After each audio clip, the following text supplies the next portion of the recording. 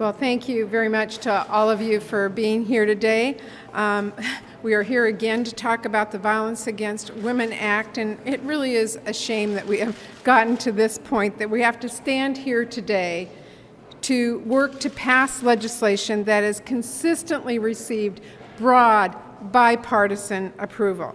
The Violence Against Women Act has successfully helped provide life-saving assistance to literally hundreds of thousands of women and families. And every time we have reauthorized this bill, we included bipartisan provisions to address those that are not being protected in some way by it today.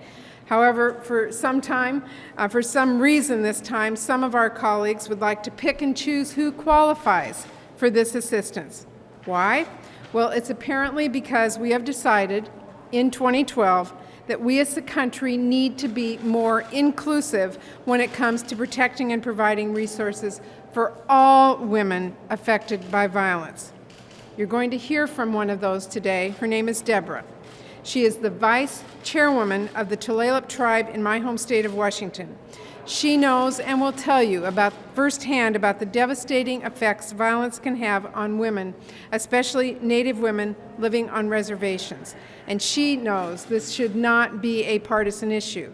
This bill is written to protect the rights of accused abusers while allowing for justice for Native women who are all too often the victims of domestic violence. In fact, in 1 year alone, 34% of Native women will be raped, 39% of Native women will be subjected to domestic violence, and 56% of Native women will marry a non-Indian who most likely would not be liable or held liable for any violent crime committed if these protections are not included in this legislation.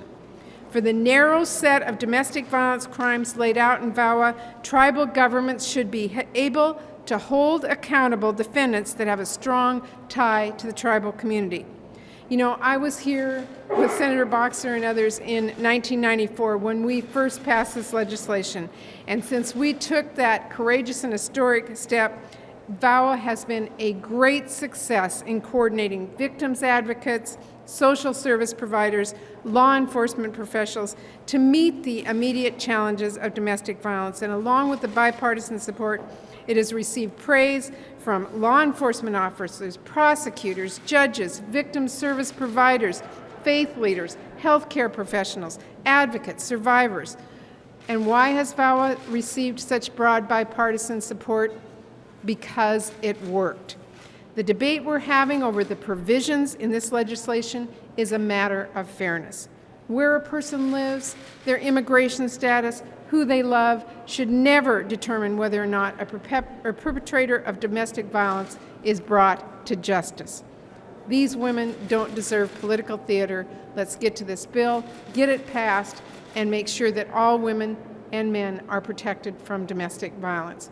Very proud to be here today with Senator Boxer, who's been a champion for many years, and Senator Klobuchar, who's been a lead actionist on this and just knows this issue inside and out, who are standing with me today to urge the Senate to take this up and get it passed quickly and to the President. Thank you.